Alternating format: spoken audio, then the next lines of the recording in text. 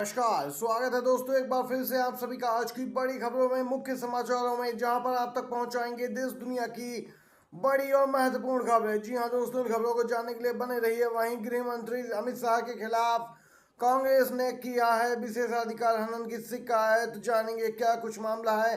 तो दूसरी तरफ दोस्तों हो गया है बड़ा घोटाला, गुजरात को लेकर आ रही है ताजा बड़ी खबर।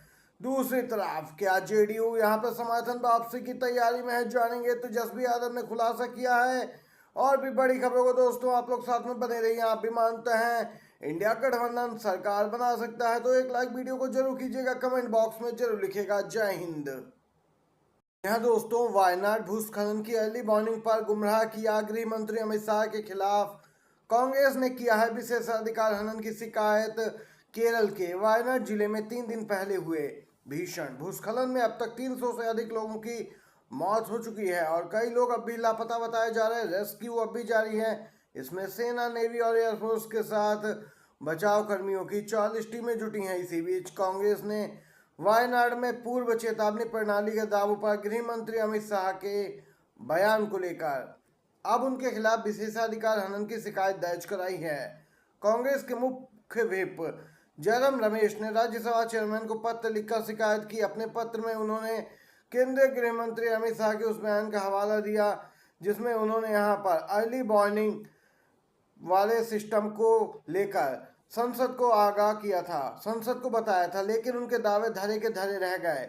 वहीं अब इस पूरे मामले पर विशेषाधिकार हनन का यहाँ पे शिकायत की गई है कांग्रेस की ओर से गृह मंत्री अमित शाह के खिलाफ। दोस्तों इसके साथ ही एक ताजा बड़ी खबर निकल के आ रही है। खेलो इंडिया में जो फंड मिलता है उसके तहत सभी राज्यों का हिस्सा होता है और उसी अनुसार उन्हें फंड मिलता है, लेकिन इसमें बड़ी खबर आई है खेलो इंडिया की फंडिंग में गुजरात सबसे आगे और मेडल लाने में सबसे पीछे।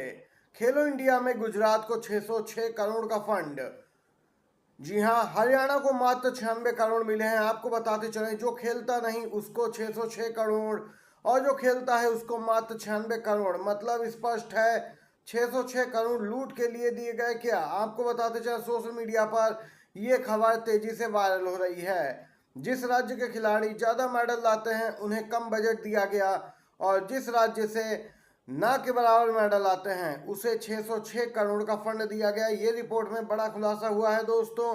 इसी के साथ अगली अपडेट की ओर बढ़ते हैं।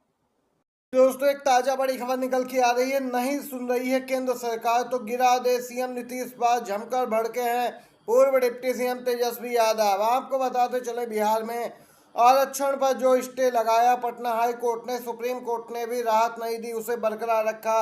अब तेजस्वी यादव यहां पर नीतीश सरकार पे हमलावर दिख रहे हैं।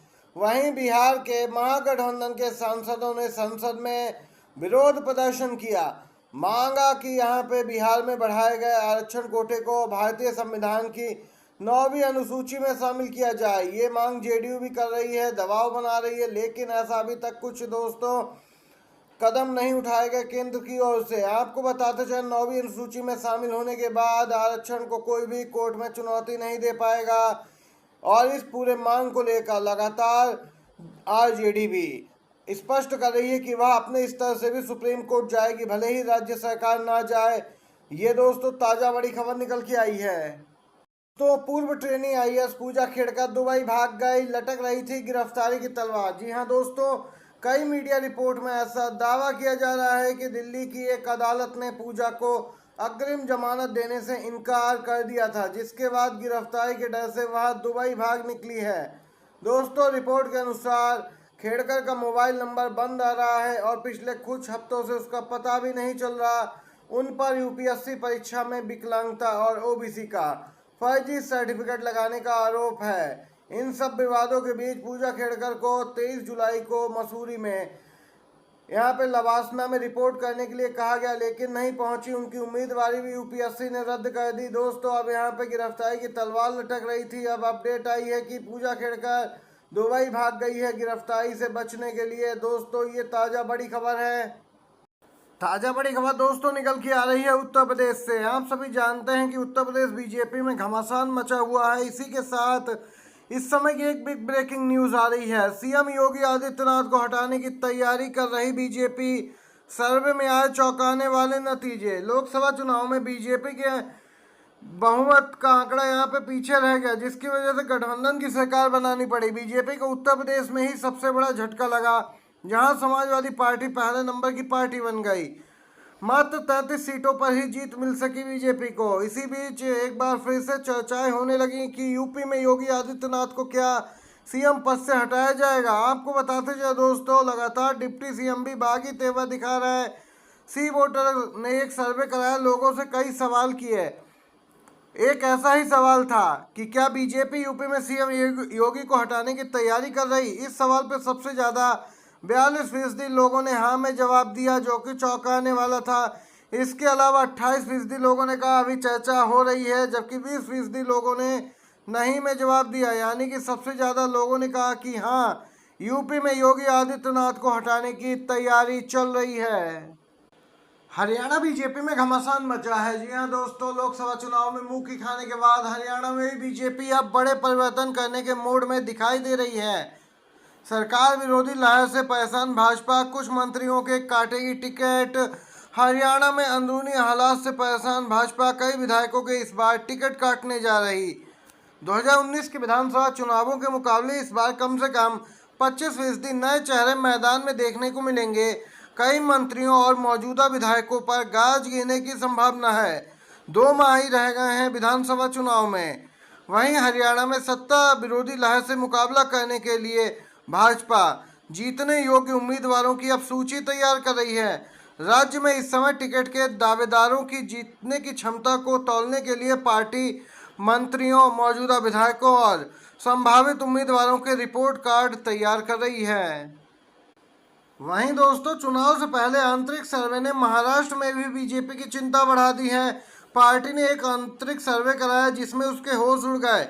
विधानसभा चुनाव में महज 55 से 65 सीटें ही उसे मिलने का अनुमान है। इस सर्वे के अनुसार ये सर्वे बीजेपी ने अपने स्तर पर कराया था।